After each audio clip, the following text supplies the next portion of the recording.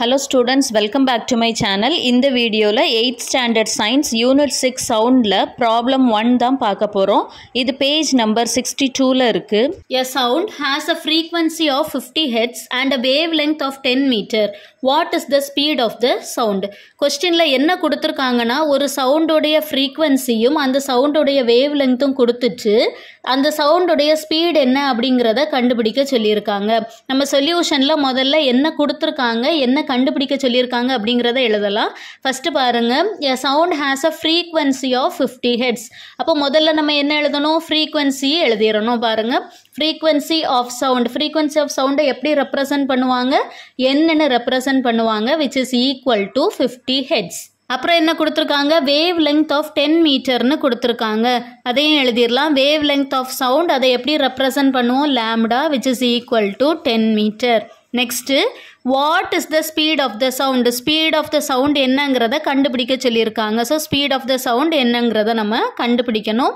Speed of the sound is represented by v. இந்த speed of the sound v கண்டுபிடிக்கிறதுக்கு formula என்னன்னா n into lambda. நமக்கு கொஸ்டினில் என்னுடைய வேல்யூ தெரியும், லாம்டாவுடைய வேல்யூ தெரியும். இந்த ரெண்டு வேல்யூவையும் இங்கே நம்ம சப்ஸ்டிடியூட் பண்ணிடலாம். என்னுக்கு பதிலாக 50, லாம்டாக்கு பதிலாக 10 போட்டாச்சு. இந்த 50ல் உள்ள யூனிட் ஹெட்ஸையும் லாம்டாவில் உள்ள யூனிட் எம்மையும் சேர்த்து நான் இங்கே ஹெட்ஸை எம் அப்படின்னு சொல்லி எழுதியிருக்கேன். இனி இந்த 50ஐயும் 10ஐயும் நம்ம மல்டிப்ளை பண்ணலாம். 50ஐயும் 10ஐயும் மல்டிப்ளை பண்ணால் நமக்கு என்ன கிடைக்கும்? 500 கிடைக்கும்.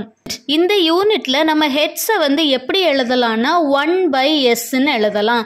அப்போ இந்த ஹெட்ஸுக்கு பதிலாக நம்ம என்ன எழுத போகிறோம்? 1/s எழுத போகிறோம்.